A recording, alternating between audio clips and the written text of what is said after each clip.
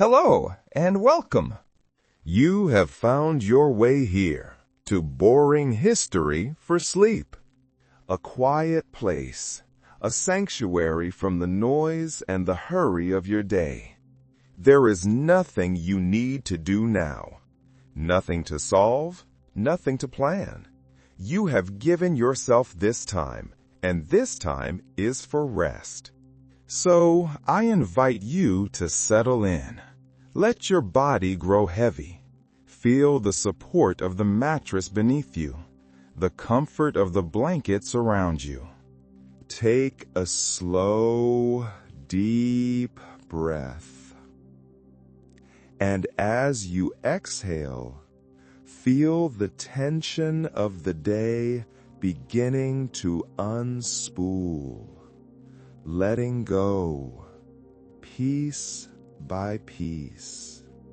Tonight, we are going on a long journey together. A journey not of grand battles or dramatic discoveries, but of the quiet, persistent pulse of life itself. We will travel across time, bearing witness to the simple, profound act of human endurance. Our journey begins in the deepest, darkest cold of a medieval winter. We will feel the bite of the frost and the sting of the smoke, and we will learn how the everyday heroes of the past survived the long, brutal nights. From there, our path will lead us into the gilded, dangerous halls of the Tudor court, where ambition and desire created a storm that would reshape a kingdom, and where a brilliant, tragic queen would play a game for the highest stakes of all. Then we will cross the wide, dark ocean to a new world, to a harbor filled with defiance, where the simple act of destroying crates of tea lit a spark that would ignite a revolution. And finally, we will drift further back, further than all the others, to the silent, sun-baked desert of Peru. There, we will walk the empty plazas of a lost city, a civilization built on peace and harmony, a mystery swallowed by the sands of time. These are the stories of survival, of ambition, of defiance, and of peace. But these are just stories now. Their struggles are long over. Their urgency has faded. They are just whispers, carried on a gentle breeze, designed to guide your mind away from the present and toward a place of deep, restorative sleep. Dim the lights, close your eyes, and let us begin our journey. When we allow our minds to drift back to the medieval world, what do we see? Perhaps we picture shining knights on horseback, their banners snapping in the wind. We might imagine grand, sunlit tournaments or royal feasts in great stone halls filled with music and laughter. These are the images of stories, bright, loud, and memorable. But for the vast majority of people who lived in those times, life was something else entirely. It was quieter. It was slower. It was lived much, much closer to the earth. For the average peasant, the person whose hands tilled the fields and built the walls, life was not a grand adventure. It was a cycle. It was the rhythm of the seasons, planting, growing, harvesting, and then waiting. Of all the seasons, winter was the one that cast the longest shadow. It was not just a time of year, it was an annual test of endurance. A quiet, relentless adversary that returned year after year without fail. The struggle did not begin with the first snowfall. It began in the fading light of autumn. You feel the air change. The crispness of the fall mornings gives way to a sharper, biting edge. The sun, which had been a warm companion in the fields, becomes a distant, watery disk, sinking below the horizon earlier and earlier each day. The final harvest is brought in. This is a time of profound, unspoken anxiety. The entire village community works together, their movements hurried but methodical. Every sheaf of grain, every root vegetable is precious. And in the quiet moments, the question hangs in the air. Is it enough? Will this store of grain, drying in the rafters, last until the first thaw? Will the salted meat and the dried beans, stored carefully in clay pots, see the family through the long, dark, hungry months? There is no guarantee. As the ground hardens from pliable earth to iron-hard frost, a change comes over the land. The sounds of summer, the shouting in the fields, the distant ring of the blacksmith's hammer, the laughter of children playing by the stream, all of it fades. The world is muffled. It is replaced by the new sounds of winter, the constant, low moan of the wind, the sharp, sudden crack of timber freezing in the forest, and the deep, abiding quiet of a world holding its breath, waiting. For the peasant, winter was not about living. It was about surviving. It was a quiet, daily question. How do we not die tonight? How do we keep the children from freezing? How do we make the food last? The cold was not merely an inconvenience. It was a predator. Frostbite, hypothermia, these were not abstract medical terms. They were a daily, tangible reality. The constant, looming risk of simply not waking up. Every single morning that a family stirred in the smoky darkness of their hut, every morning they counted each other, and all were still breathing. That was a victory. It was a minor miracle, worth a moment of gratitude, perhaps celebrated with a breakfast of dark, heavy bread, or a warm turnip pulled from the embers of the hearth. Surviving a medieval winter was not about finding comfort. Comfort was a luxury so distant it was not even a concept. It was about gritting your teeth. It was about piling on every piece of rough cloth you owned. It was about huddling with your family, your neighbors, and even your livestock, and praying that you would see the sun rise one more time. The world, which in summer had been as wide as the fields, now shrank, pulling inwards to the one fragile place that offered any hope of shelter, the small, smoky, drafty hut they called home. If you feel a draft in your modern home, perhaps from a window that doesn't seal quite perfectly, imagine for a moment the home of the medieval peasant. Their homes were not just drafty. As historians have noted, they were essentially enthusiastic wind tunnels with a roof built from the very earth they stood upon. Most were constructed using a method we call wattle and daub. Imagine the process. First, a sturdy, rough-hewn timber frame is raised.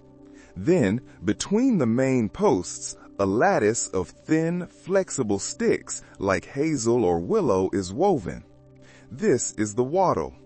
It looks like a giant, flat basket with 1,000 small gaps and openings.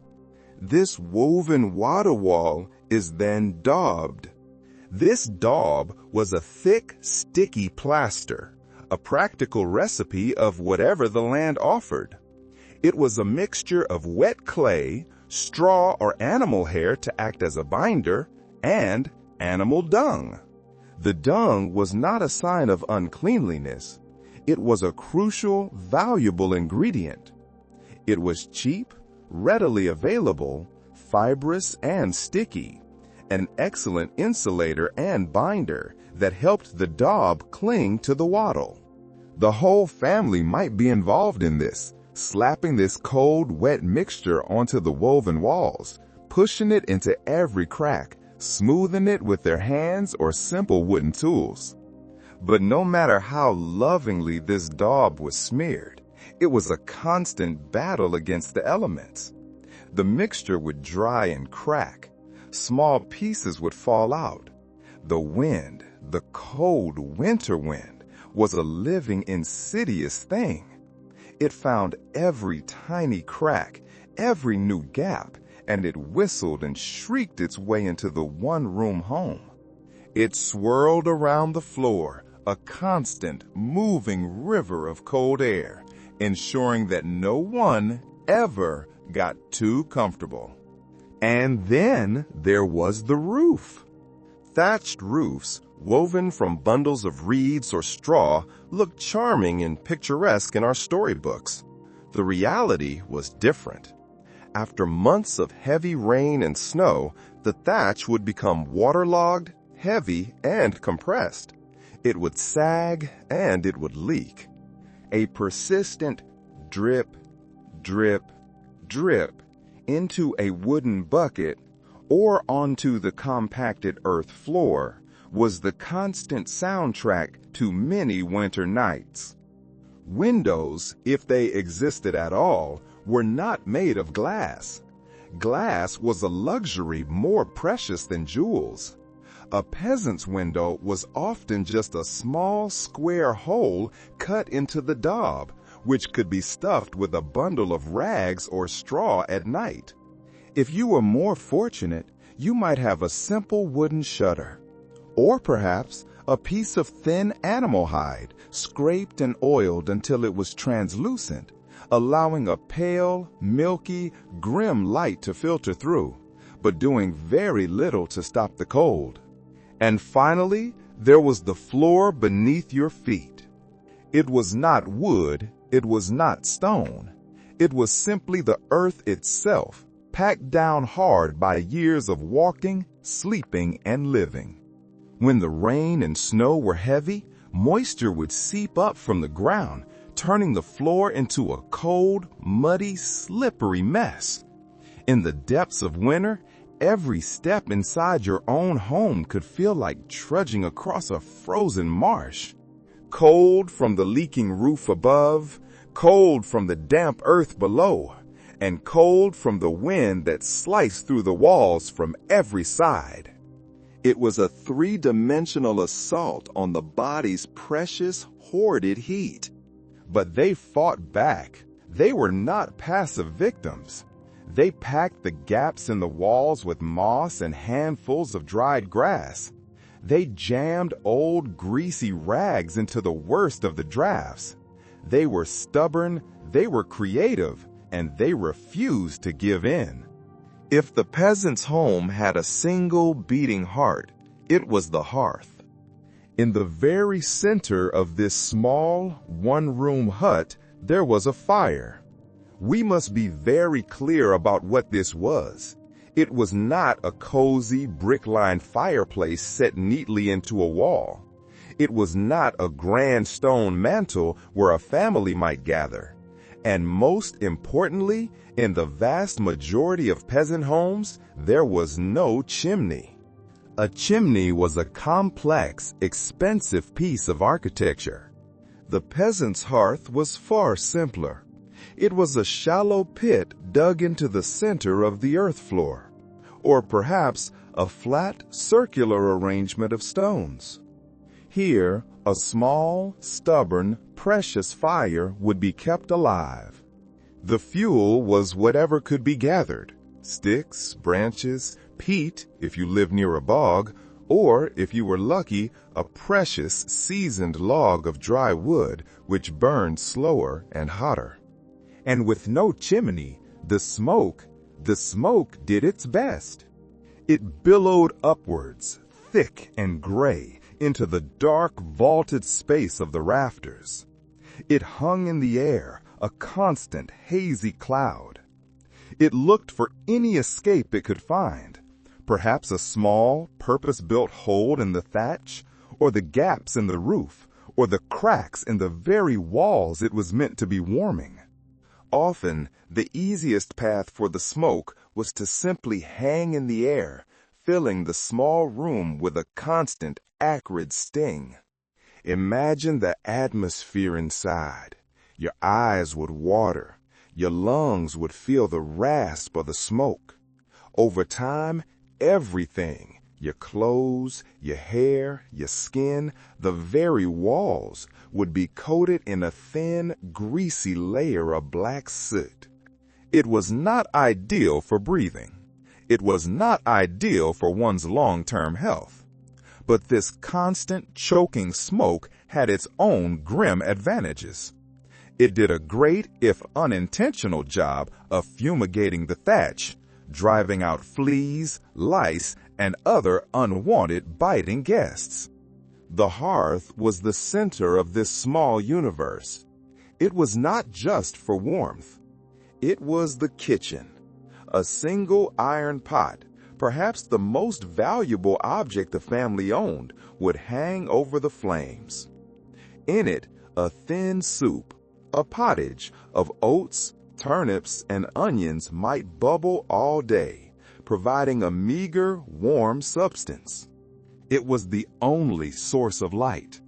In the crushing, absolute darkness of a winter night, that one small, flickering fire was the only thing that held the blackness at bay. And, as we've noted, it was the medieval version of a television. After the sun went down, there was nothing else to do. The family would huddle around it, their faces lit by the orange glow. They would mend their simple tools. They would spin wool. They would tell stories, passing down family and village history. Or they would simply sit and stare into the flames, finding comfort in the movement and the light. This fire was the fragile line between life and death. Keeping it alive wasn't just a nice idea. It was a mandatory, daily, hourly chore. Letting the fire die out at night was like putting up a sign, an invitation for the cold to come in and finish you off. It was a smoky, sputtering, often disappointing little fire. But in the depths of a medieval winter, it was the stubborn, beating heart of hope. If there was one single fear that dominated the winter night, it was this: letting the fire go out. Without that warm, flickering, smoky lifeline, the biting, invasive cold would creep in faster than a tax collector after the harvest. And in the dead of winter, restarting a fire from scratch was not just an inconvenience. It was a desperate, difficult, and potentially deadly affair. Matches, of course, did not exist.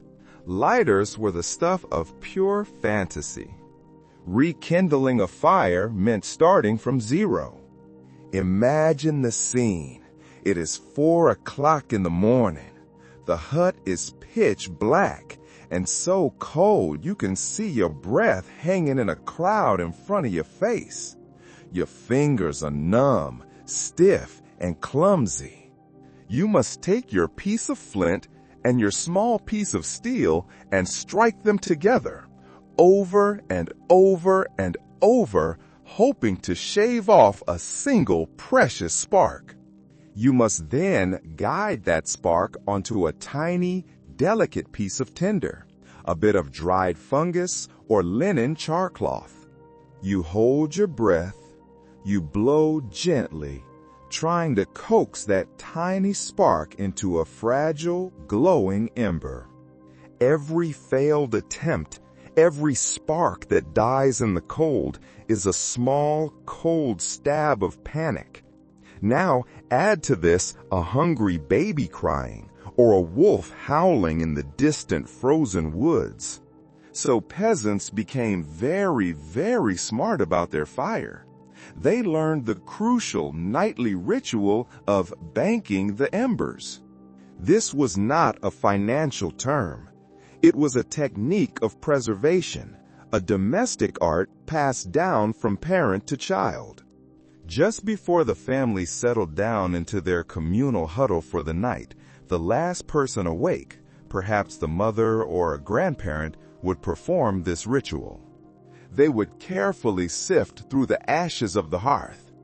They would find the best, most vibrant, glowing red embers.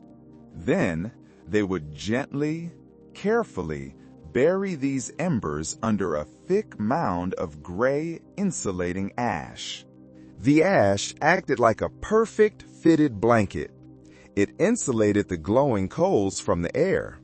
It starved them of just enough oxygen so they wouldn't burn out, but not so much oxygen that they would die completely. It held them in a state of suspended animation, smoldering, waiting, just barely alive through the long, cold hours of the night. If you did the ritual correctly, you could stroll over at sunrise, poke the cold, dead-looking pile of gray ash with a stick, and reveal a beautiful, winking, red-hot coal. You would add a handful of dry kindling, you would blow gently, and voila! The fire would be reborn, without the panic, without the frostbitten fingers. But if you did it wrong, if you packed the ash too tight and smothered the coals, or if you packed it too loosely and they burned themselves out, or if a stray, vicious draft found its way in and killed them, well, the morning got a whole lot colder and a whole lot more desperate. This was an art form. Everyone had their own secrets. Some insisted on using only the driest ash. Others swore that a little bit of dampness was key to slowing the burn. Sometimes, even the best technique wasn't enough. A howling wind might find a new crack in the daub. That's why some families took turns, establishing a fire watch, one person forcing themselves to get up in the freezing dark just to check the coals, to nudge them, to keep them alive. It was the medieval equivalent of sleepwalking to the thermostat. In the end, banking the fire was less about mastering nature and more about buying just a few more precious hours of warmth. And if you woke up to even a single surviving glowing ember, that was your victory for the day. In the stark, cold arithmetic of a medieval winter, when the fire was banked low and the wind was a hungry wolf at the walls, there was one other reliable source of warmth: each other. On the coldest nights, the phrase, "the more the merrier," was not a social nicety. It was a literal, strategic survival tactic. The goal, as the darkness fell, was not comfort, and it was certainly not privacy. Privacy, as we understand it, a personal room, a private space, was a concept so foreign, so luxurious, it would not even have been understood. The singular driving goal of the night was simple: do not wake up frozen to the floor. To achieve this, the entire household, everyone, would pile into the warmest corner of the hut. This was usually the spot furthest from the drafty, ill-fitting door and closest to the residual, radiating warmth of the banked hearth. They would wrap themselves in whatever they had. Every scrap of cloth, every old cloak, every piece of animal pelt was thrown onto the pile. And then they would form what can only be described as a desperate, snoring human huddle. There was an unspoken geography to this sleeping arrangement. The younger children, the most vulnerable, were squeezed into the very middle between their parents, where they were safest from the cold and surrounded by body heat. Grandparents, the frail and the elderly, would be snuggled in next to them. The strongest, warmest adults would often sleep on the outer edges. This wasn't bad luck. It was strategic. They acted as a living human shield, a barrier against the drafts that snaked across the floor. If you were lucky, you slept in the middle, where body heat radiated from all sides. This was the prime real estate. If you were unlucky, or if it was your turn, you were on the edge. This was the medieval equivalent of sleeping with your face pressed against the open door of a meat locker. Woe to the person who tossed and turned. If you shifted just once to get comfortable, you might accidentally knock your aunt or your uncle into the freezing draft by the wall. You were now the family villain. Often, the bedding itself was communal. A single large mattress, which, as we know, was really just a rough, lumpy sack filled with straw, would lie on the floor. It would slowly, miserably flatten under the nightly weight of multiple generations. And because hygiene, washing, was not a priority or even a possibility in the dead of winter, let's just say it was not the most fragrant sleeping arrangement. The air would be thick with the smell of smoke, damp wool, and unwashed bodies. But when the alternative is hypothermia, when the alternative is frostbite, you stop being picky. This sharing of body heat was not just a cozy incidental thing, it was a core strategy. And in those long, dark, cold hours, huddled together, this was when the family bonded. This was when stories were told in hushed voices. This was when songs were quietly sung. This was when the children listened to the elders, and the fabric of the family and the village was woven tightly together, literally in the dark. So, the next time your partner steals the blankets or the dog hogs the bed, just remember, at least you are not fighting for elbow space with a snoring uncle and a particularly judgmental goat. If you thought modern roommates were a challenge, the medieval peasant would like to introduce you to their winter housemates. The cows, the goats, the pigs, and the chickens. During the harshest nights of winter, bringing the livestock inside the one-room hut was not a quirky tradition. It was not a sign of sentimentality. It was a vital, non-negotiable strategy for survival. There were two very simple, very practical reasons for this. The first and most important was warmth. A cow is a large, four-legged walking furnace. Its massive body and slow, ruminating digestion generate an incredible amount of heat. In a small, poorly insulated hut, bringing one or two cows inside could genuinely raise the ambient temperature by several precious degrees. A goat, a pig, they all added their own small measure of warmth. The second reason was security. In a world with very little, your animals, your cow, your goats were your most valuable, essential worldly possessions. They were your source of milk, your source of cheese. They were your plows. They were your future. Leaving these precious assets outside in a flimsy pen in the dark of a blizzard was risking them to the elements, or worse, to a hungry wolf or a desperate hungry neighbor. So, at night, the one-room peasant home became a chaotic, living, breathing furnace. The chickens would find a place to roost, perhaps in the smoky rafters above or in an old basket in the corner. The pigs, not caring much for social graces, would snort and settle near the hearth, plopping down wherever they pleased, probably right in the middle of the floor. And the cows, the largest and warmest of the roommates, would lounge against the daub walls, chewing their cud with a slow, rhythmic grinding motion, looking as though they paid rent. It was not glamorous. Far from it. The smells were legendary. Imagine, if you will, the thick, earthy animal musk, the pungent aroma of damp straw, the ammonia, all mixing with the ever-present acrid wood smoke in a small, unventilated room. By the time spring arrived, the perfume of a shared winter was something fierce. But medieval peasants developed a selective sense of smell. They didn't complain.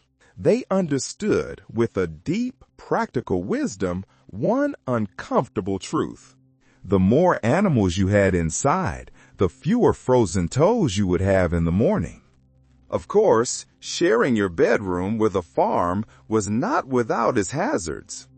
Imagine drifting off into a rare, peaceful sleep, only to be rudely awakened by a chicken deciding that your hair makes an excellent new perch. Or imagine waking in the dark and placing your bare feet onto the cold earth floor, only to step not on the cold earth, but on something suspicious and warm and very, very soft.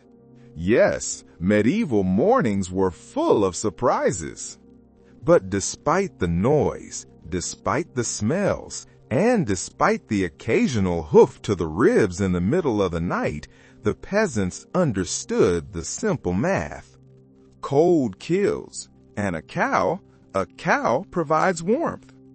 In the long, freezing, desperate battle against the winter, a warm, slightly slobbery cow's breath was often the deciding factor between life and death. In the depths of a medieval winter, fashion was not a concept. Fashion was not about looking good.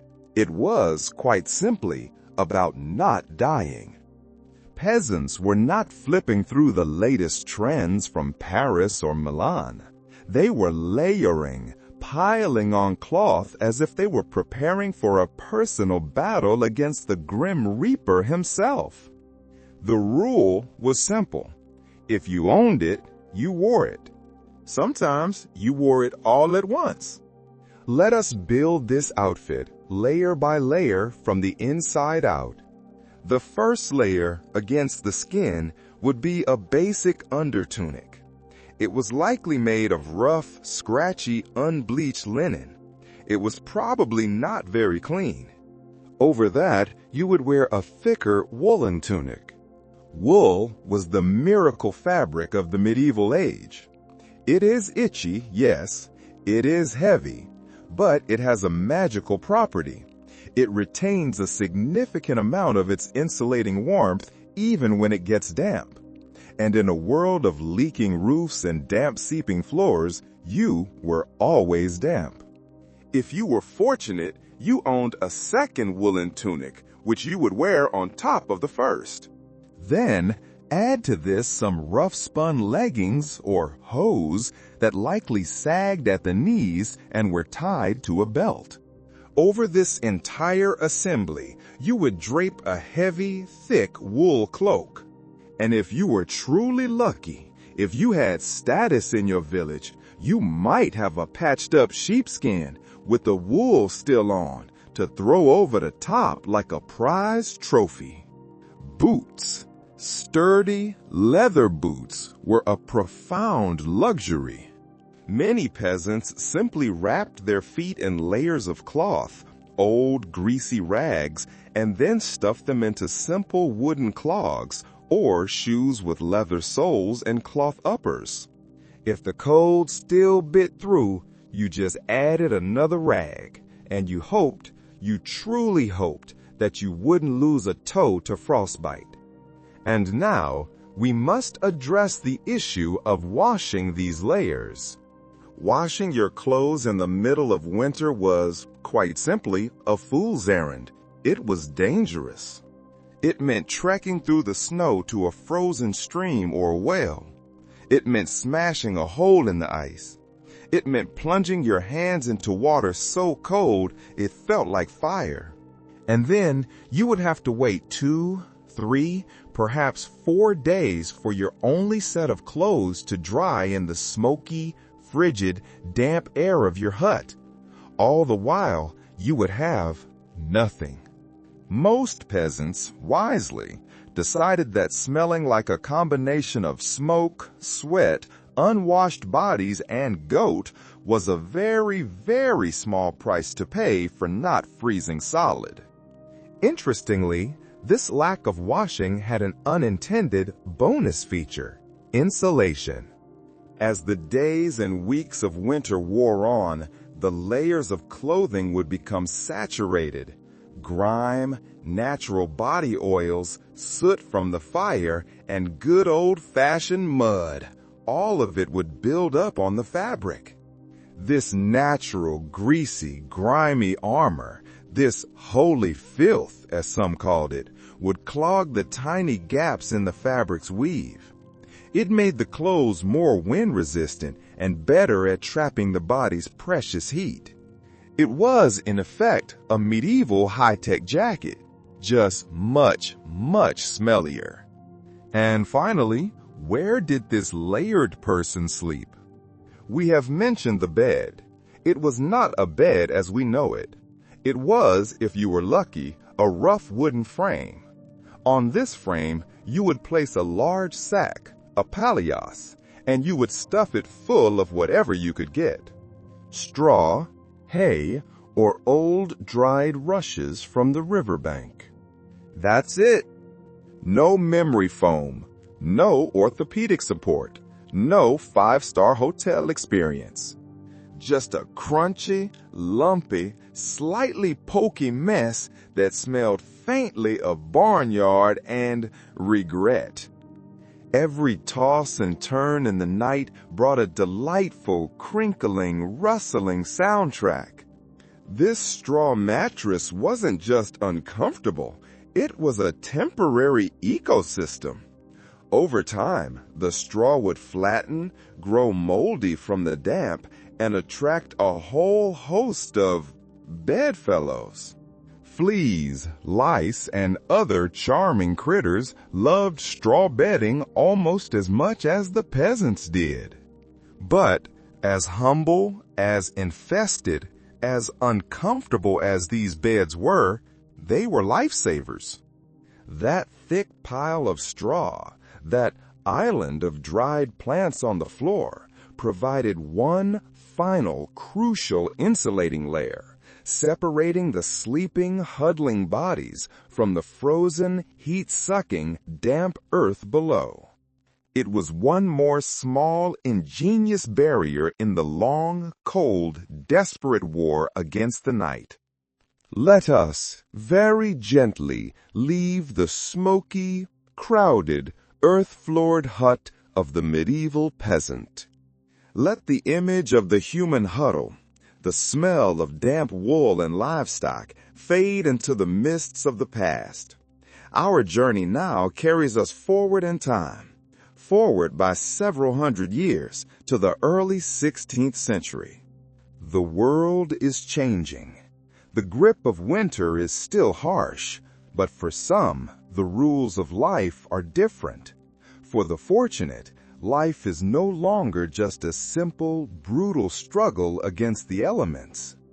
It is a new kind of struggle, a struggle for power, for status, for influence, a new, more subtle, and, in its own way, more dangerous game. We find ourselves in England, not in a mud and wattle village, but within the cold, strong, imposing stone walls of a place like Blickling Hall or Hever Castle. Here, around the year 1501, a child was born who would, unlike the nameless peasants we have just left, leave a brilliant, fiery, and indelible mark on history. Her name was Anne Boleyn. She did not come into the world with a crown on her head or armies at her feet. In the grand, rigid, layered hierarchy of Tudor society, Anne's birth barely stirred a ripple. She was simply the daughter of Thomas Boleyn, Thomas Boleyn was a man of noble blood, yes, but more importantly, he was a man of deep, restless, and driving ambition. He was a diplomat, a courtier, a man who understood the shifting, treacherous currents of power. He saw the world as a ladder to be climbed. Anne's mother, Elizabeth Howard, also came from one of the most powerful noble families in the land. From these modest, though well-connected beginnings, something extraordinary was taking root. A life that would one day, through sheer force of will, tilt the entire course of English history.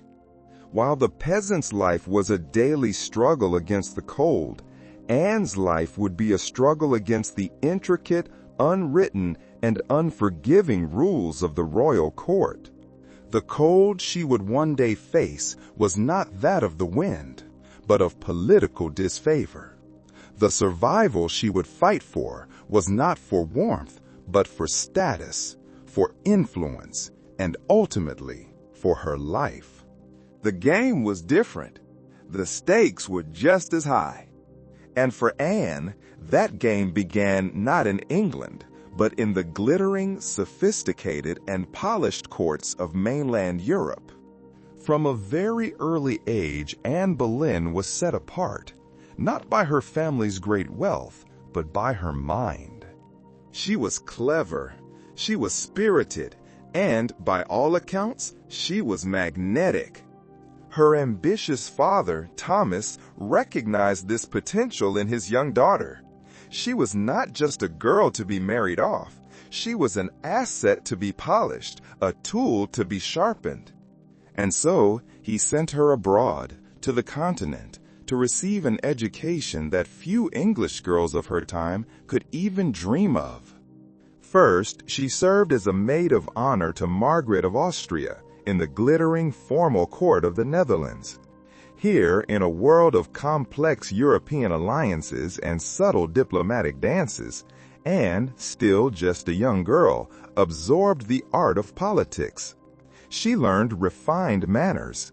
She learned how to watch, how to listen, and how to navigate a world where a single whispered word could build a fortune or end a life.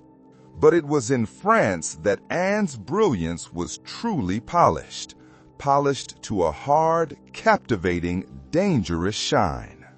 She spent years in the sophisticated, cultured, and dazzling courts of Queen Claude and Queen Marguerite of Navarre. This was the epicenter of Renaissance culture.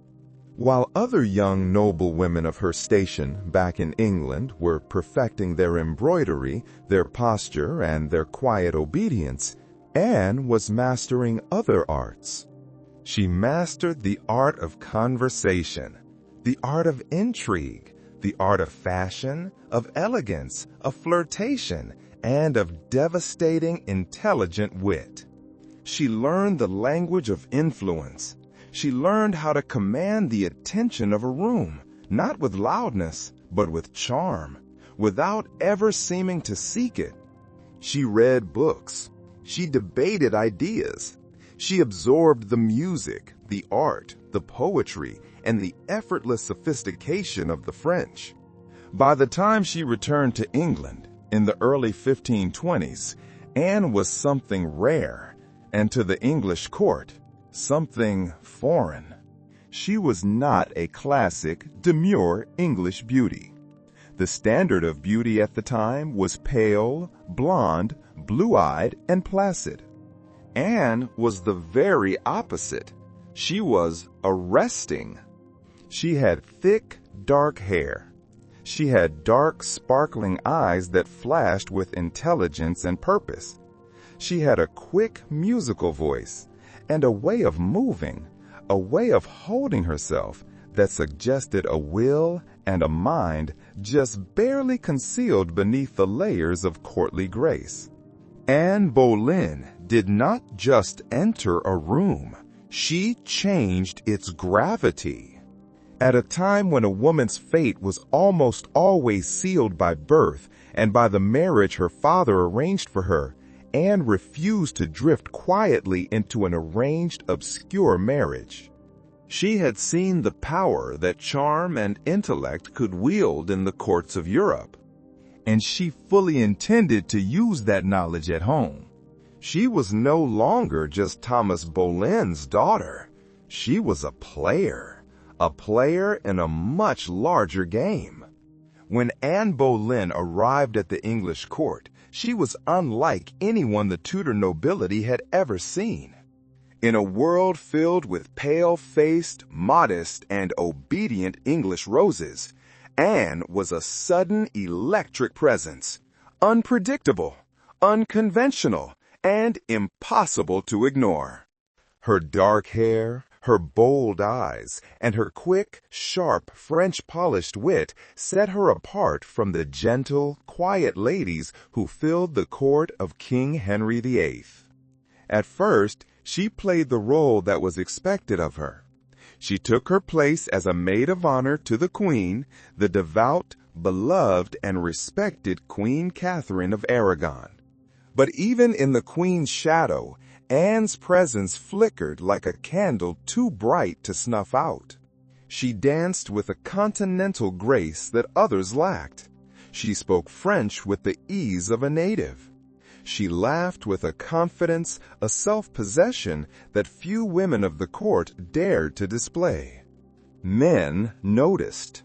Women gossiped. The court began to buzz, quietly, about the striking, different Boleyn girl. It was not long at all, before she caught the most dangerous and the most valuable attention of all. The attention of the king himself. Henry VIII was no stranger to flirtation. He was a man of enormous appetites, enormous charm, and an even more enormous ego. His court was his personal playground, a world of whispered promises, secret glances, and fleeting liaisons. But Anne was different. She did not swoon at his compliments. She did not blush and look away.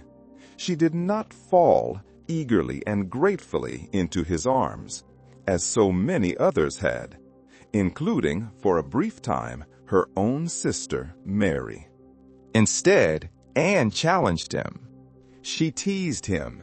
She debated with him. She matched his wit.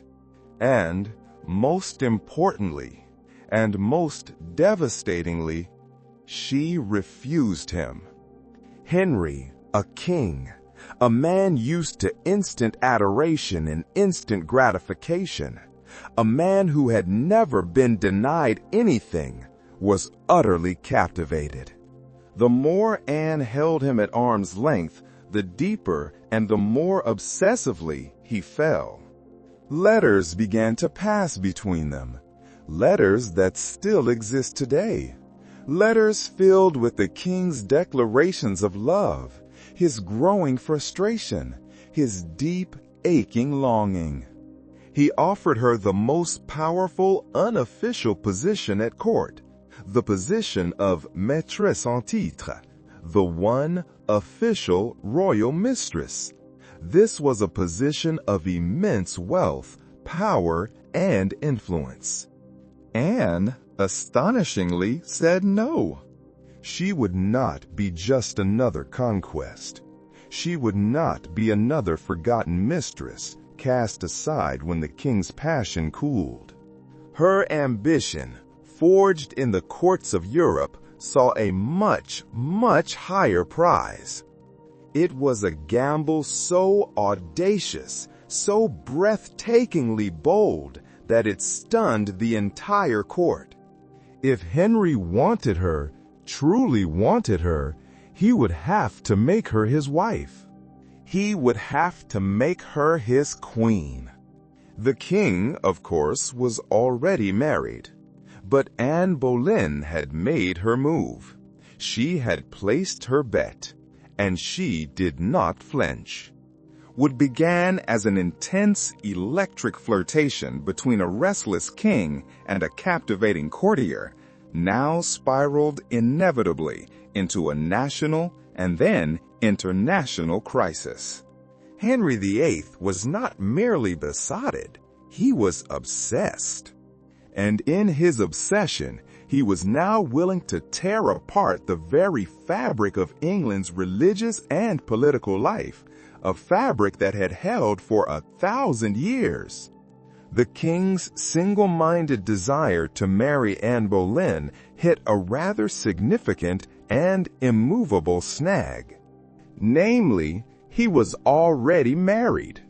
And not just to anyone. He was married to Queen Catherine of Aragon. Catherine was not some quiet, disposable wife.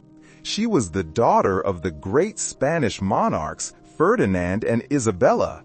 She was the aunt of the most powerful man in Europe, the Holy Roman Emperor Charles V. And in England, she was beloved. She was dignified, resilient, and deeply, profoundly pious. She had been Henry's faithful, loyal wife for 2 decades. And she refused, absolutely, to quietly step aside. In the eyes of God, the English people, and all of Catholic Europe, she was the one true, rightful queen. Divorce, as we know it, was not an option.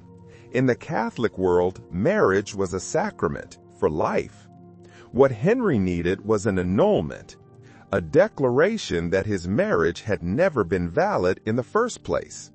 But on what grounds? He seized on a desperate, convenient piece of theology. He began to argue, to convince himself, and to try to convince everyone else that his marriage to Catherine was cursed. His reasoning? Catherine had, very briefly, been married to his older brother, Arthur, before Arthur's early death many years ago. Henry now insisted that this long-ago union, which the Pope himself had granted special permission, a dispensation, to bypass, had been against God's law. He claimed it had damned his soul, and, as proof of God's displeasure, it had prevented him from having a male heir. This became known as the King's Great Matter. And for 7 long, agonizing, chaotic years, this crisis dragged on. Anne, for her part, played her role masterfully. She remained just out of Henry's reach, alternately encouraging his hopes and then maintaining her virtuous, frustrating distance. Every glance, every word, every letter was measured. The court erupted into whispers and then into open factions. Some noble families, sensing the winds of power shifting, sensing a new sun rising, eagerly courted Anne's favor. Others, the older, more conservative families, clung fiercely to Queen Catherine, horrified at the idea of this ambitious, French young woman replacing her. Henry bombarded the Pope with petitions, with threats, with legal arguments. He maneuvered his lawyers. He searched for loopholes. But the Church and the Pope would not bend. The Pope was, essentially, a prisoner of Catherine's powerful nephew, the Emperor. He could not and would not humiliate the Emperor's aunt. Henry's courtship with Anne had become something far greater than personal desire.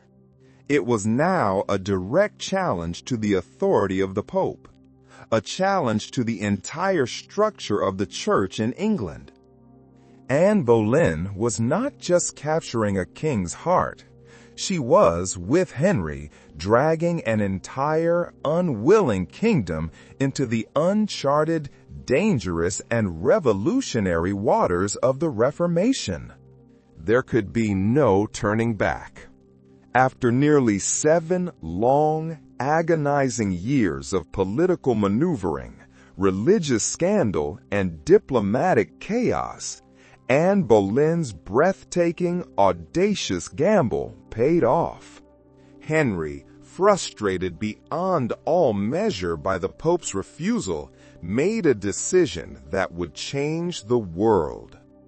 If the church in Rome would not grant him his desire, he would simply leave the church in Rome. In a series of stunning, revolutionary moves, he broke with the papacy. He declared himself the king to be the supreme head of a new independent Church of England. He had torn his kingdom away from 1,000 years of faith. In January of 1533, with Catherine of Aragon cast aside, declared no longer his wife, he and Anne were secretly married. It was a bold, desperate move, as Anne was already pregnant.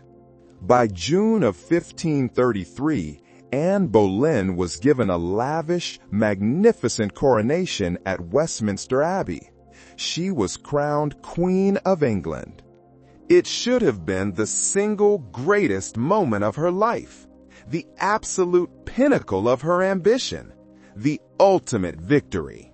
But the atmosphere, even then, was far from universally joyful. The people of London, many of whom still loved and revered the devout, exiled Queen Catherine, watched Anne's coronation procession with weary, sullen, and sometimes hostile eyes. Some cheered, but many muttered prayers for their old queen, or curses for the new one. They called her the king's a heretic. Anne entered her queenship not as a beloved figure, but as a storm. She was dazzling, yes. She was provocative. She was politically savvy. She wore bold French fashions. She commanded the court with her sharp, flashing intelligence. And she made powerful, bitter enemies with breathtaking speed. Her new position, which seemed so secure, was in reality terrifyingly precarious. She knew, Henry knew, the entire world knew that everything, the king's love, the break from Rome, the anger of an entire continent, her very crown, all of it rested on one single, simple thing. She had to provide Henry with a male heir. She was not just Henry's wife anymore. She was the living, breathing justification for his entire world-shaking revolution. Early in her pregnancy, she and Henry were elated. They were certain this new, blessed, true marriage would be rewarded by God. It would be a prince. But in September of 1533, Anne gave birth. It was a healthy, beautiful, red-haired child. But it was a daughter. The child was named Elizabeth. To Anne's credit, she masked her crushing, devastating disappointment with grace. She insisted, perhaps too loudly, that the next child, the next one, would surely be a son. Henry, however, was less composed. His eyes, which had once been filled with nothing but obsessive adoration for her, now flickered, for the first unmistakable dangerous time, with the shadow of doubt. Anne Boleyn had climbed higher than almost any woman of her time. But the peak of a mountain is a cold, windy, and precarious place to stand. Almost from the moment she placed the crown on her head, the cracks in her new world began to show. At the very heart, the epicenter of all her struggles, was the relentless, crushing, and all-consuming pressure to produce a male heir. Her first child, Elizabeth, though bright and healthy, was not the son Henry had torn his kingdom apart for. The clock was ticking. Anne suffered multiple pregnancies in quick, desperate succession, but each one ended in heartbreak. She endured miscarriages. Each one was a devastating personal tragedy. But more than that, in the cold calculus of the Tudor court, each one was a political disaster. Each lost child chipped away at the very foundation of her power, at her claim to be Henry's one true, God-blessed wife. And Henry, whose passionate devotion had once been all-consuming, began to pull away.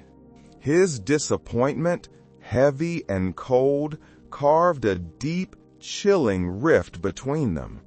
He was a man who, above all else, prized obedience. He prized a quiet, soothing presence. And Anne was not, by her very nature, obedient or quiet. She argued with him. She demanded. She fought with all the fire and intelligence she possessed to keep her place, to hold his attention. But Henry grew tired. He grew tired of her sharpness, of her intellect, of her defiance. He grew tired of the very fire, the very essence that had once drawn him to her. And outside the royal chambers, her many, many enemies were gathering like wolves. The nobles who had tolerated her rise with gritted teeth now openly schemed for her downfall. The supporters of the late exiled Queen Catherine, who had died in her lonely castle, never, ever forgave Anne for what they saw as theft and heresy and sacrilege. And then, as Anne's influence began to wane, a new face appeared at court. A new star began to rise. Her name was Jane Seymour.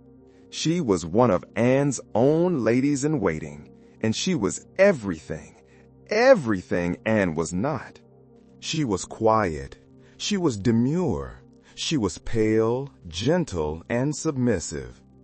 Where Anne had dazzled Henry with brilliance and challenge, Jane offered him soothing, silent, adoring compliance. It was a dangerous and ultimately fatal shift in the king's wandering attention. And Anne, perceptive and intelligent as ever, saw it happening. She saw the way the king looked at Jane. She tried, desperately, to reclaim her position. She lavished attention on Henry. She promised him more sons. She begged him for patience. But the king, restless, aging, and ever fickle, had already begun to imagine a life without the brilliant, difficult woman for whom he had once defied the entire world. Anne's political enemies, including the powerful, calculating Thomas Cromwell, the architect of the Reformation, sensed the changing tide. They sensed the king's fatigue. They sensed he wanted an exit.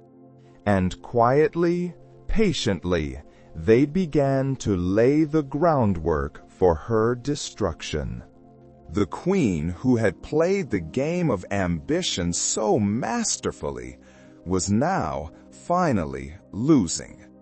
Anne Boleyn's enemies did not attack her with armies or with swords. They came with whispers, with secrets, with suggestions, and with carefully, cruelly sharpened lies. In the back rooms of the court, betrayal was brewing, silent, patient, and deadly. Thomas Cromwell, the king's chief minister, had once been Anne's greatest ally in the break from Rome, but their alliance, built on mutual ambition, had fractured.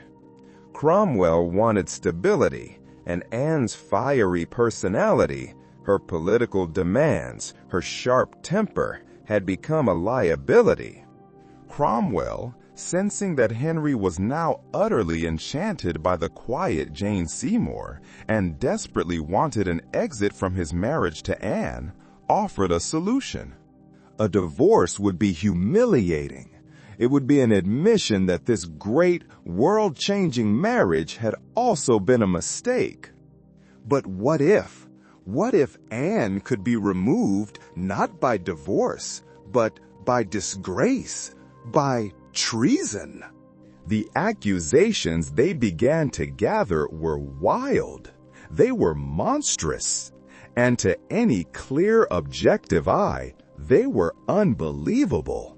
They accused the Queen of England of adultery with multiple men. They accused her of incest with her own brother, George Boleyn. And they accused her of conspiracy against the king's life. These charges were a grotesque, tangled web of contradictions and impossibilities. Dates were wrong, locations were impossible. But in Henry's court, in this new world of his supreme authority, the truth was whatever the king needed it to be. Several men from the court, including her brother, were arrested, taken to the Tower, and, under torture, confessed. In May of 1536, Anne herself was arrested. She was taken by royal barge down the River Thames to the Tower of London. As the great, dark stone gate, Traitor's Gate, loomed before her and slammed shut behind her, she knew she was no longer a queen. She was a prisoner. She stood trial in the great hall of the Tower, facing a tribunal of nobles, many of whom owed their titles and fortunes to her rise. Now they sat in cold, watchful judgment. Anne defended herself. She defended herself with the same fire, the same intelligence, the same piercing logic that had once won a king's heart. She denied every single accusation with a precision and an unwavering composure that astonished and even shamed her enemies. But it was all for nothing. The trial was a spectacle. It was a grim political performance designed to give the king exactly what he wanted, a legal reason to discard her. The verdict had been decided long before she ever set foot in the courtroom. She was found guilty. Her brother and the other men were sentenced to death. Anne was sentenced to be executed. In her final days, in her cold stone cell, she was reported to be calm, even serene. She spent hours in prayer. She confessed to no crimes because she insisted she had committed none. She joked with a dark, sharp humor to her ladies that she would be famous in history as a queen who had lost her head. Henry, in a final, bizarre, and chilling flicker of royal kindness, arranged for a professional executioner, a skilled swordsman, to be brought over from Calais in France. A sword, it was said, was faster, cleaner, and more merciful than the common, brutal executioner's axe. On the morning of May 19th, 1536, Anne Boleyn ascended a scaffold built specially and privately within the tower's walls. She stood tall, her face pale but calm. There were no hysterics, no broken sobs, no pleas for mercy. She spoke briefly, carefully choosing her final words. She did not accuse. She did not defend herself. She simply prayed for the king, the very man who had abandoned her, and she asked for the people to pray for her. She knelt upright in the French fashion. The swordsman, to distract her, supposedly called out for his sword, and as she turned her head, it flashed once. Silent, swift. Anne Boleyn, Queen of England, was no more. She was buried quickly, without ceremony, in an unmarked grave. in an old leftover arrow chest because no proper coffin had been prepared for her. It was a complete and total erasure. Or so it seemed. Henry married Jane Seymour just days later. But Anne's story, her true legacy, did not end in that cold, unmarked grave.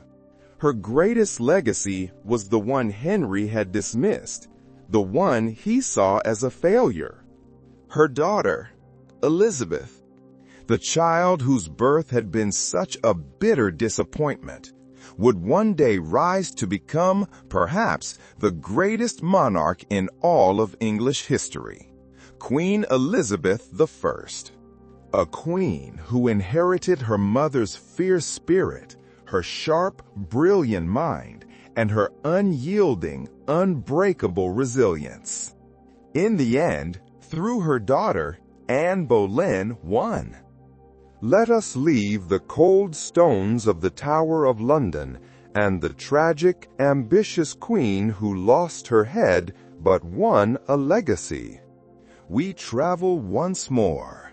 Our journey takes us across the wide, dark, rolling expanse of the Atlantic Ocean and forward in time to the early 1770s. We find ourselves in a new world, the American colonies. This is a world that simmered, like a pot left too long over a roaring fire. The relationship with Great Britain, the mother country as it was called, had soured. It had curdled into something bitter, something resentful, a feeling of suspicion, and a growing, quiet fury. This had not happened overnight. It was not one single event. It had been building, drop by drop, for more than a decade. It began with things like the Stamp Act, a law passed in London that enraged the colonists by placing a direct tax on everything, from newspapers and legal documents to playing cards. It was followed by other laws, like the Townshend Acts, which taxed essentials, paper, glass, paint, and tea. Each new law was passed thousands of miles away, in a British Parliament in which the colonists had absolutely no voice, no representation. This was the heart of the matter, the core of the anger. It was a phrase that was beginning to be whispered, then spoken, then shouted in every tavern, in every meeting house, in every colonial port. No taxation without representation. At first, the anger had shown itself in polite, formal petitions sent to the king. It showed itself in fiery, passionate pamphlets printed and passed from hand to hand. Merchants, the lifeblood of the colonies, organized boycotts, refusing to buy or sell British goods. But as time wore on, as months turned into years, a darker, deeper realization set in. Britain was not listening. Worse, Britain did not seem to care. It is important to understand, truly understand, that this was never, ever really about the money. The taxes themselves were often quite small. A few pennies here, a few pennies there. What infuriated the colonists, what drove them to a point of quiet, burning rage, was the principle. They were being taxed without their consent. They were being treated not as full, equal citizens of the British Empire with all the rights of Englishmen, but as subjects, as distant, profitable possessions to be ruled and managed rather than as partners. The city of Boston, more than any other, became the beating, fiery heart of this growing resistance. Groups like the Sons of Liberty, a secretive, passionate, and bold group of patriots, grew louder and more organized. In 1770, tensions had already exploded into violence. British soldiers, redcoats, had fired on unarmed, taunting civilians in what was immediately named the Boston Massacre. Blood had already stained the cobblestones. Trust was a thing of the past. By 1773, the colonies were teetering. They were balanced on the very edge of open, organized defiance. All they needed, all it would take, was one final push, one last insult. And that final insult came not in the form of soldiers or new laws or armies. It came in the quiet, seemingly harmless, and fragrant shape of crates stacked with tea. In the year 1773, the British Parliament, sitting thousands of miles away in London, made a critical and, as history would prove, a fatal miscalculation. They were, at the time, dealing with two very large problems. Problem number one, the powerful British East India Company, a massive global corporation, was in deep financial trouble. It had warehouses in London that were bursting, overflowing with millions of pounds of unsold surplus tea. The American colonies were still stubbornly, defiantly refusing to pay the small, symbolic, but deeply hated tax on tea. They were, instead, smuggling in cheaper, tax-free tea from the Dutch. So Parliament, and what it thought was a moment of pure political brilliance, devised a solution to solve both problems at once. The solution was called the Tea Act of 1773.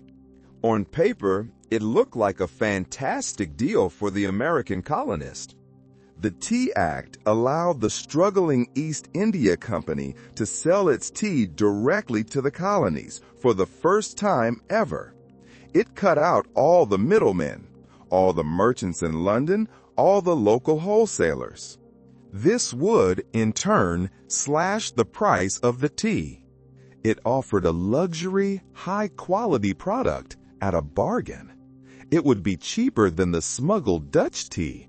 What, Parliament wondered, could possibly go wrong? The answer was everything. Because, as always, the problem was not the price of the tea. The problem was the principle behind it. The Tea Act, very cleverly and very deliberately, did one thing. It left the small, hated, symbolic tax on tea firmly in place. The colonists, who were not fools, saw this immediately. They saw it for exactly what it was. It was a trap. It was a trap disguised as a bargain. Parliament believed, in its arrogance, that the colonists, being simple money-grubbing merchants, could not resist cheap tea. They believed the colonists would finally give in and buy the tea. And the very moment, they paid for that cheap tea, they would also, by default, be paying the tax. They would be accepting Parliament's right to tax them without their consent. To many Americans, that was unthinkable. It would be a total, humiliating surrender. It would mean that their entire decade-long fight for their liberties had all been for nothing. The news of the Tea Act spread like wildfire. Merchants, the local businessmen, were furious.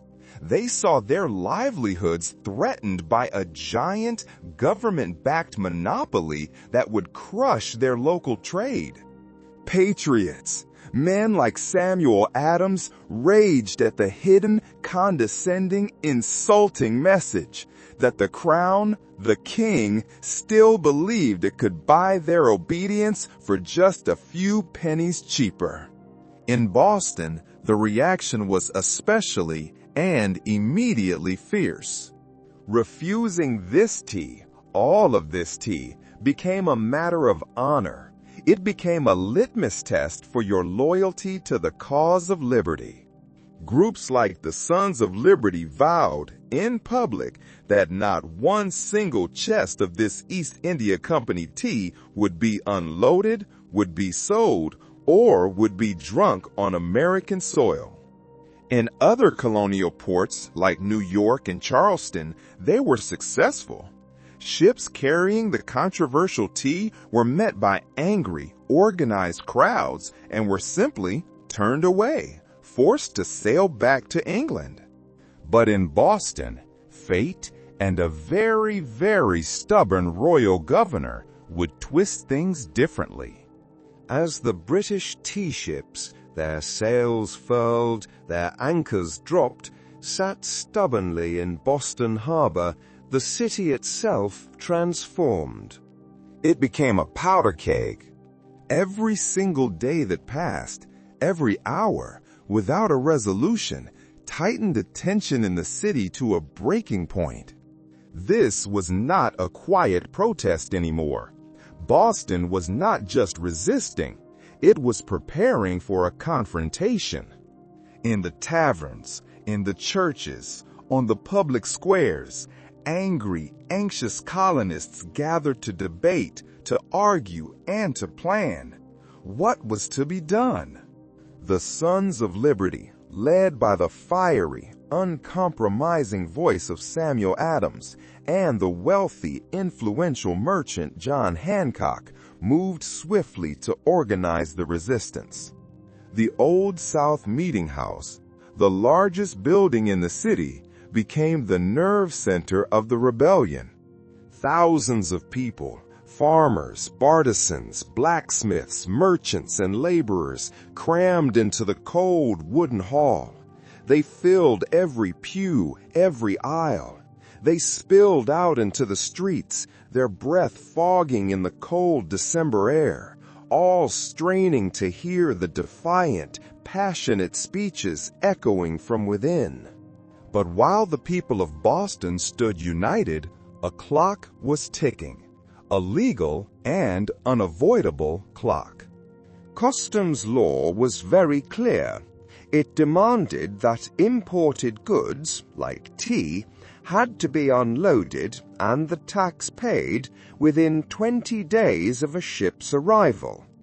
If that 20-day deadline passed, the customs officials, the king's men, had the legal right to seize the cargo by force. They would unload it themselves under the protection of British soldiers, and the tax would be collected. The first of the 3 ships, the Dartmouth, had arrived. Its 20-day clock was ticking down. The colonists were in a trap. They refused to let the ship's crew unload the tea. But the royal governor of Massachusetts, Thomas Hutchinson, refused to let the ships leave. Hutchinson was a staunch, unbending loyalist. He believed in the rule of law, and he would not be intimidated by a mob. The owners of the ships, in a panic, begged the governor. "Please," they said, "just give us the papers. Let us sail away. We will take the tea back to England." Governor Hutchinson refused. He would not back down. To him, backing down meant admitting that the mobs and not the king ruled the colonies. The deadline for the first ship, the Dartmouth, was December 17th. The city, the entire colony, held its breath. The Sons of Liberty understood with perfect, cold clarity that once that tax was paid, even if it was paid by force under protest, the principle would be lost. Their entire stand, their entire fight would be for nothing. The tension was unbearable. Everyone knew, you could feel it in the air, that something was about to break. A decision was quietly taking shape in the back rooms of the taverns, in the hushed whispers of the Sons of Liberty. a plan that would echo across an ocean and shake an empire to its very foundations. December 16th, 1773. The day dawned gray, cold, and damp over Boston. This was it, the final day. The 20-day deadline was set to expire at midnight. Thousands of colonists, some having walked for miles through the icy, muddy countryside, packed into the Old South Meeting House one last desperate time. The hall was so full, so overflowing, that men spilled out into the streets, straining to hear the fiery, anxious speeches. They made one last, formal, desperate attempt. They sent a rider, a young man named Francis Roch, who was one of the ship's owners, to the governor's mansion, miles outside the city. His mission: to plead one final time with Governor Thomas Hutchinson, to beg him to relent, to beg him to let the ships and their hated cargo simply sail away. The crowd, thousands strong, waited. They waited all afternoon in the growing cold darkness. The tension was a physical thing. Finally, as night fell, the rider returned. He made his way through the packed, silent crowd. He brought grim, final news. Governor Thomas Hutchinson remained unmoved. He would not be bullied. His answer was no. The ships would not be allowed to leave. The tea would be unloaded. The tax would be collected. The king's law would be enforced. A furious, low buzz filled the meeting house. And then Samuel Adams, the iron voice of the rebellion, stood up. He stood calmly in the flickering candlelight, and he spoke the simple, coded words that signaled the end of all debate. "This meeting," he declared, his voice ringing through the hall, "can do nothing more to save the country." It was a simple sentence, but everyone knew what it meant. The time for petitions was over. The time for words was done. The time for action had come. Outside, in the dark street, a war whoop, a loud cry, cut through the gloom. It was the signal. As if from nowhere, figures began to move through the shadows of Boston. They were ordinary men, carpenters, blacksmiths, merchants, apprentices. They were cloaked in rough, dark blankets. Their faces were blackened with soot and grime. Some had adorned themselves with feathers, a crude, symbolic imitation of Mohawk warriors. This wasn't about fooling anyone. They knew they didn't look like real Mohawks. Their disguise was a symbol. It was an act of theater. It was a way of shedding their old civilized identities as British subjects and taking a stand as something new, something wild, something fierce, something American. By the dozens, then by the hundreds, they moved, not wildly, but with a quiet, determined purpose, to Griffin's Wharf.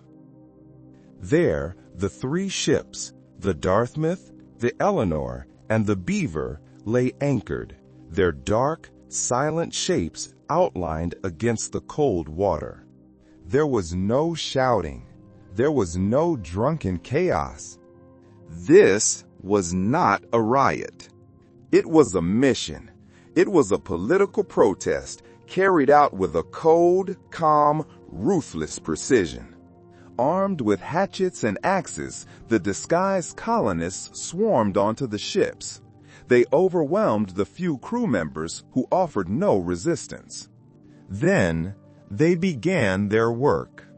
The sound, the sharp, splitting, splintering sound of hatchets cracking open the heavy wooden chests filled the cold night air. The sharp, fragrant smell of dry, expensive tea spilled out, mixing with the salt of the sea. Others heaved the heavy, broken crates up and over the side, their heavy splashes, thump, splash, echoing across the still, dark waters of the harbor. Chest after chest after chest. In total, 342. Thousands of pounds, a fortune's worth of tea. Crowds watched from the wharf in near total silence. British soldiers stationed nearby made no move to intervene. The discipline was extraordinary. No one stole any of the tea. No one raided the ships for any other cargo. Only the tea, the hated, symbolic tea, was targeted and destroyed. When it was over, hours later, the harbor swirled with tons of ruined leaves. As quickly as they had appeared, the men vanished back into the night, melting into the alleys and back streets of Boston.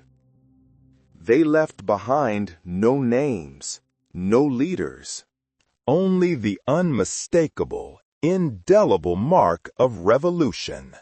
When word of the Boston Tea Party, this act of organized, defiant, and mocking destruction, crossed the Atlantic and reached London, the reaction was not one of consideration. It was not one of reflection. It was one of swift, cold, and absolute fury. To the British officials, to the members of Parliament, and to King George III himself, this was not a protest. This was rebellion. This was an open, arrogant, and intolerable challenge to royal authority, a challenge to the very right of Britain to govern its colonies. And it could not, it would not be ignored. Parliament, already frustrated beyond all patience by years of colonial disobedience, exploded in outrage. They demanded punishment. Not just for the men who had destroyed the tea, they would never be identified, but for the entire city of Boston. They would make an example of Boston, a terrible, public example, a warning to all the other watching American colonies. The result was a series C of laws, a series of punitive, crushing laws, so harsh, so severe, that the colonists immediately nicknamed them the Intolerable Acts. The first and most brutal blow was the Boston Port Act. In one single, simple, brutal stroke, Parliament ordered the complete, total, and immediate closure of Boston's bustling harbor. The city's economic lifeline was cut. No ships could enter, no ships could leave, no goods, no food, no firewood, no trade. The once noisy, vibrant, thriving docks fell eerily, terribly still. The port would remain closed, Parliament declared, until the destroyed tea, every last leaf, was paid for in full.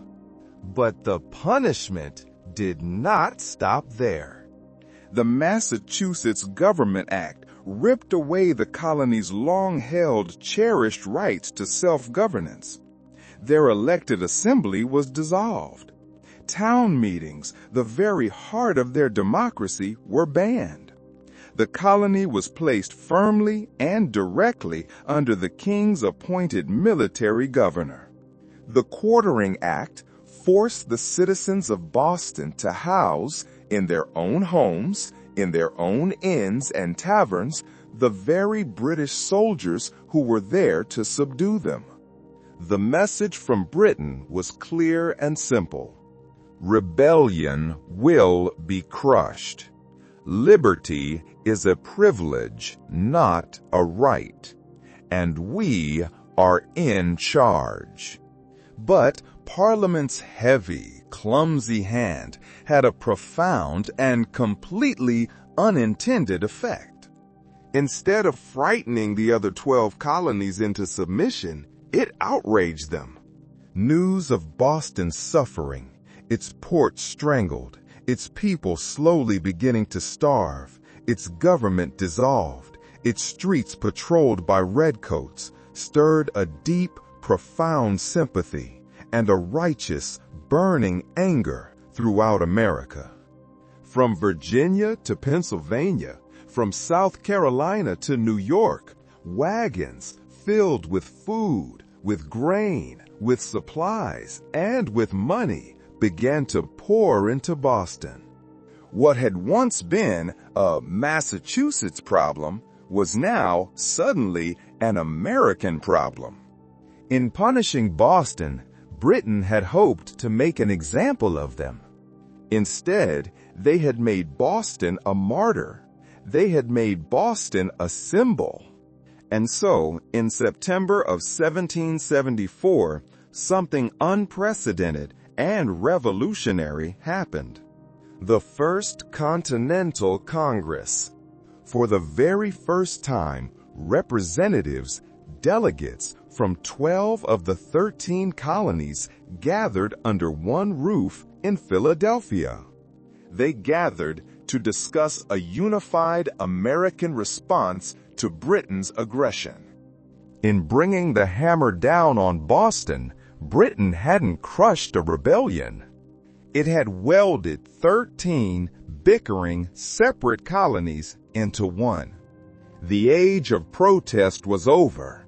The age of revolution was about to begin.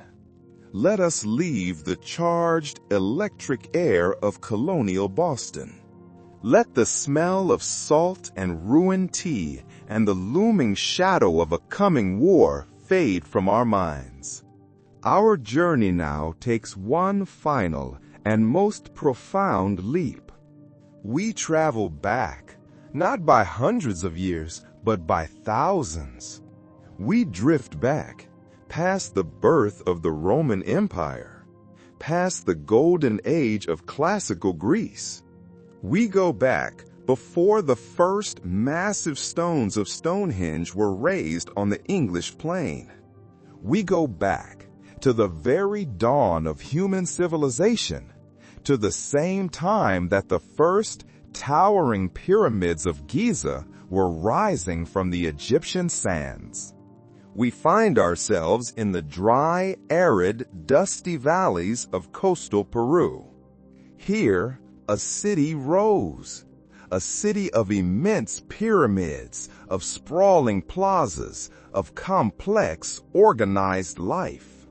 It rose in silent, impossible majesty, nearly 5,000 years ago.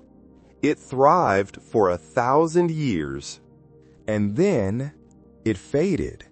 It faded into complete and total oblivion.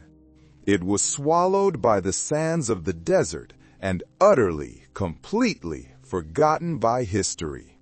For 4 millennia, the world did not even know it existed. Its name is Carroll. The Soup Valley, where Corral once thrived, seems, at first glance, an unlikely, even impossible place for a great civilization to bloom. The landscape is parched. It is barren. It is a desert, a world of rock and sand and dust. For thousands of years, travelers, shepherds, and explorers would stumble across a series of strange, large, weathered mounds scattered across the valley floor. They mistook them for natural formations, just large hills sculpted by the desert winds and the erosion of time. No one imagined that beneath those sleepy, sandy hills, lay the bones of one of the oldest cities in the world. It wasn't until the late 20th century, really beginning in the 1990s, that a determined Peruvian archaeologist, Dr. Ruth Shady, began to investigate. Driven by a curiosity, a hunch that these hills were something more, something artificial, her team began the slow, patient, painstaking work of brushing away the sand, layer by layer. And the truth, the unbelievable truth, emerged. Beneath the sand were not hills. There were walls, walls of carefully cut and intentionally placed stone. There were grand, wide staircases. There were deep, sunken, perfectly circular plazas. And there were the sloping, terraced sides of massive, towering pyramids. It was a city, a vast, complex, and clearly planned city, sprawling over 150 acres. Radiocarbon dating confirmed the unbelievable. The city of Caral was over 4,600 years old. It was thriving at the exact same time as the earliest civilizations in Mesopotamia and Egypt. This discovery, this resurrection, rewrote the story of the Americas. Before Caral, scholars believed that complex, monumental civilization in the New World developed much, much later. Caral changed everything. It proved that monumental architecture, that complex urban life, that sophisticated social organization had been born here in the Americas independently and at the same ancient time as the great legendary empires of the Old World. After 4,000 years of silence, the stones of this forgotten magical city were finally speaking again. At first glance, as we have said, the Supe Valley looks like a place where life should struggle. The sun beats down mercilessly. The landscape is a harsh, cracked, brittle canvas of sand and stone. Water is scarce. But the ancient people of Caral, they saw something different. They did not see a desert to be feared. They saw a canvas to be shaped. And their success, their ability to build a thriving metropolis in this place, was built on two things: brilliant, patient ingenuity and social cooperation. Their first and most important victory was over the water. They learned to read the land. They learned to tame the river's seasonal floods. They built simple but brilliant irrigation systems, small stone-lined canals that channeled the precious, life-giving water across the dry valley floor. Where others saw only dust, the people of Caral coaxed green, vibrant shoots of life. They grew beans, they grew squash, they grew guava and sweet potatoes. But their treasure, their white gold, their most important strategic crop was cotton. This soft, durable, high-quality cotton became the engine of their entire economy. They spun this cotton into strong, fine threads. And from these threads, they wove not blankets, not clothes, but fishing nets. They then traded these expertly made, high-quality fishing nets with the villages and settlements down on the Pacific coast just a few miles away. And the coastal people who lived by the sea but could not grow cotton paid them. They paid them with the one crucial resource the inland desert could not provide: dried fish and shellfish. This was a massive, reliable, unending source of protein. This simple, brilliant, symbiotic trade, inland cotton for coastal fish, fueled the rise of coral. It was the economic engine that allowed, for the first time, a complex, dense urban society to bloom and to be sustained in this otherwise unforgiving, inhospitable land. They were not isolated. They were connected. Coral was the hub, the center of a vast, peaceful trade network that stretched up and down the coast and deep into the Andes Mountains. They did not conquer the desert with brute force. They did not fight it. They partnered with it. They built their homes from stone and earth, designed to stay cool in the heat. They studied the stars and the seasons, planning their harvests with the precision of master astronomers. They worked with nature, not against it. And against all odds, in this barren, forgotten valley, they built a thriving, complex, and extraordinary oasis of life. Rising out of the desert floor, like ancient sleeping guardians, like man-made mountains, the pyramids of Coral defy everything we thought we knew about the ancient Americas. These were not small, crude, primitive structures. They were massive. They were deliberate. They were works of ambitious, sophisticated architecture, created by a people with vision, organization, and a deep understanding of engineering. The centerpiece of the city, the largest of its 6 great pyramids, is the Pirámide Mayor, the Great Pyramid. It stretches more than 450 feet in length, the size of 4 football fields, and it towers nearly 60 feet, 6 stories above the desert floor. It is a feat of engineering on par with the early legendary wonders of the ancient world. And they achieved this, we must remember, without the invention of the wheel, without metal tools, without horses or oxen or any beasts of burden. So, how? How did they build them? Their engineering was as ingenious as their agriculture. They built using heavy stones, yes, but the core of their pyramids, the fill, was made of something else. Workers would gather reeds from the riverbank and weave them into ingenious mesh-like bags.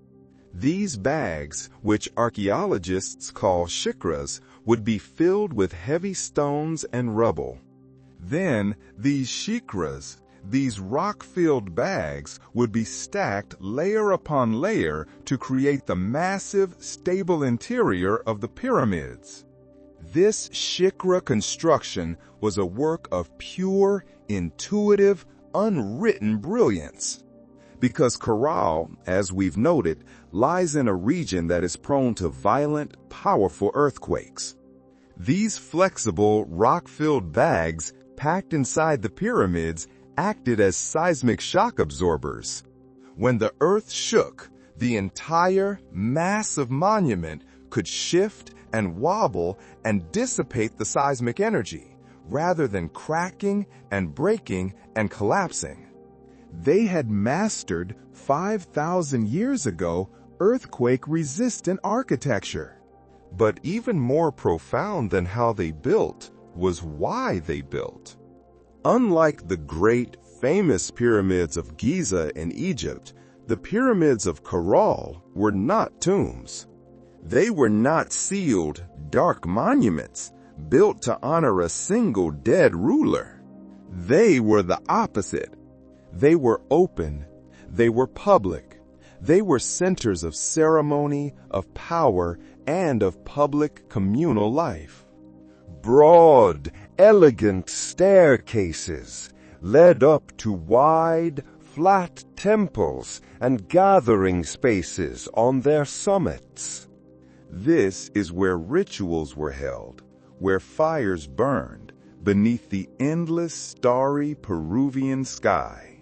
And at the foot of these great pyramids, vast, sunken, perfectly circular plazas were built, dug deep into the earth. These acted as ancient natural amphitheaters, drawing thousands of people together, focusing their sound and their sight on the rituals performed at the center. The entire city, its very layout, was designed to bring people together.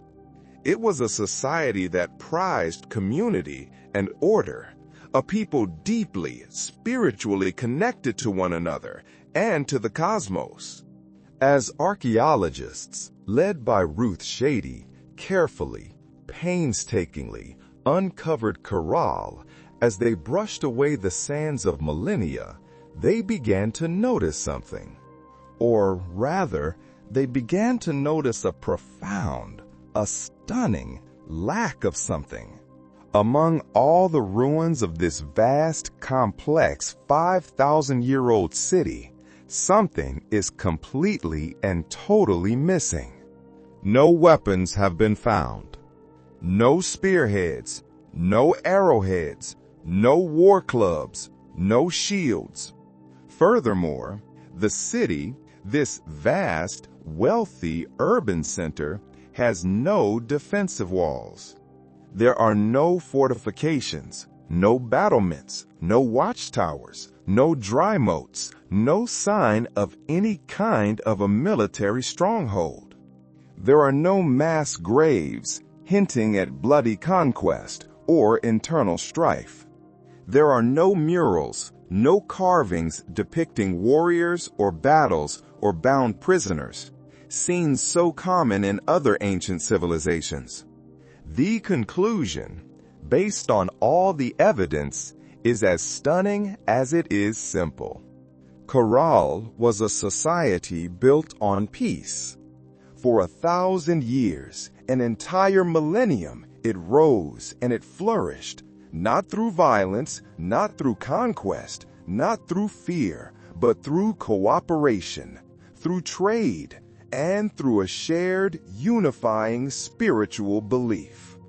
The people of Corral seem to have invested all their surplus energy, all their communal effort, not in armies, not in defense, but in architecture, in astronomy, in community, and in music.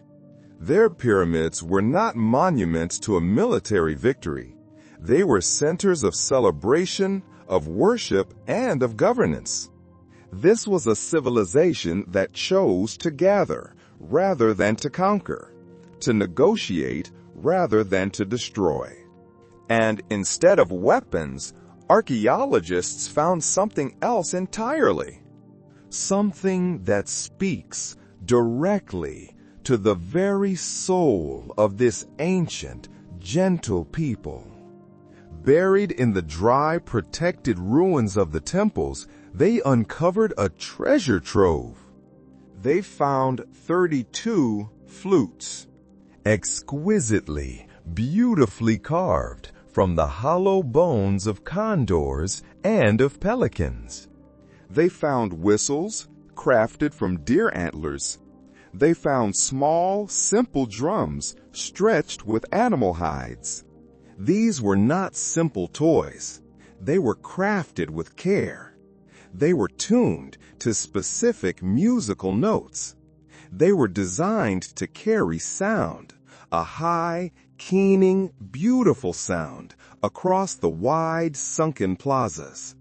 In a world that had not yet invented written language, music spoke the language of the soul.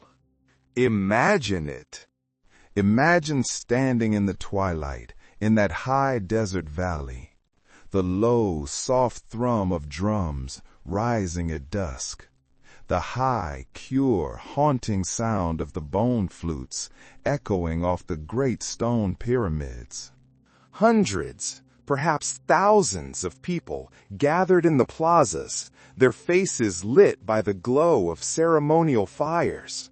all united, not by a king's command, not by the fear of a spear, but by sound, by harmony, by a shared reverent connection to the cosmos. This was the power that held Corral together. Not the sword, but the song. For 1,000 years, from roughly 3000 BC to 1800 BC, the city of Corral flourished.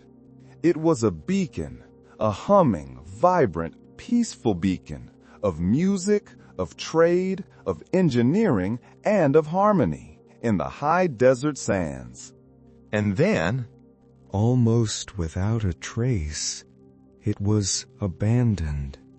Its end is as mysterious as its beginning. No fires mark its fall. No layers of ash and charcoal. No signs of conquest or invasion scar its walls. No skeletons with violent wounds. No shattered, toppled monuments. It was not destroyed. Instead, Corral just faded. Its grand plazas emptied. Its pyramids were left to the wind and the drifting sands. The flutes and the drums were silenced. Why? Why did they leave? That question, that profound, simple question, still lingers like a ghost across the silent, empty Soup Valley. We can only follow the clues. Scholars, including Ruth Shady herself, believe that profound and unstoppable environmental change likely struck the final fatal blow. Evidence from ice cores and lake beds suggests that a long, severe, multi-decade period of climate change, a deep, relentless drought, may have crippled Corral's delicate and essential agricultural system. The river, their fragile, precious, life-giving river, may have shrunk. It may have become just a trickle. The irrigation channels, their work of brilliance, would have run dry. The cotton fields, the white gold that was the very engine of their entire economy, would have withered and turned to dust. The vital, symbiotic trade network, built entirely on that surplus of cotton, would have collapsed. The careful, perfect, delicate balance that the people of Corral had maintained with their harsh desert environment, the very key to their 1,000-year success, may have finally and irrevocably tipped beyond repair. The departure seems to have been gradual, not sudden. It was not a panicked, terrified flight from a conquering army. It was, perhaps, a slow, sad, and reluctant realization. The land could no longer support them. The gods were silent. Families likely drifted away, one by one, seeking more fertile valleys, seeking stronger rivers, seeking new, easier beginnings. Children who had once run and played across Corral's grand sunken plazas grew up telling stories to their own children, stories of a magnificent, giant stone city that their grandparents had left behind. Stories that would eventually fade into legend, and then fade into silence. The desert reclaimed what the people had built. The wind, the endless, patient wind, carried fine yellow sand over the stone temples and buried the empty plazas. What had once been a humming, vibrant, living civilization became a field of silent, sleeping, forgotten mounds. For nearly 4,000 years, Corral remained hidden, a whisper beneath the sands, waiting. Tonight, we have traveled far.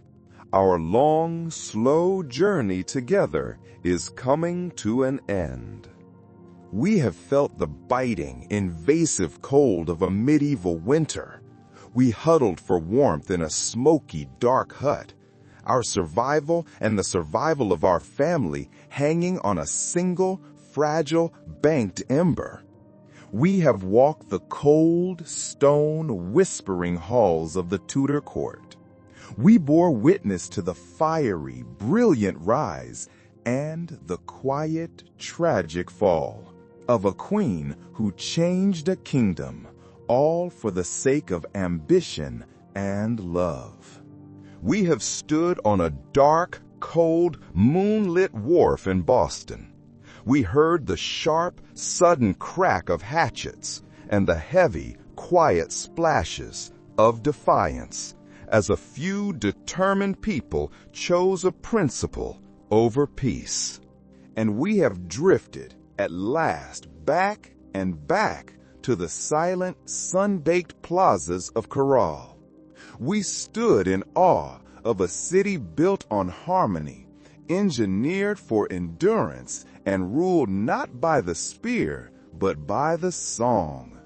From the nameless, shivering peasant to the ambitious, doomed queen, from the defiant, disguised colonist to the ancient, peaceful pyramid builder.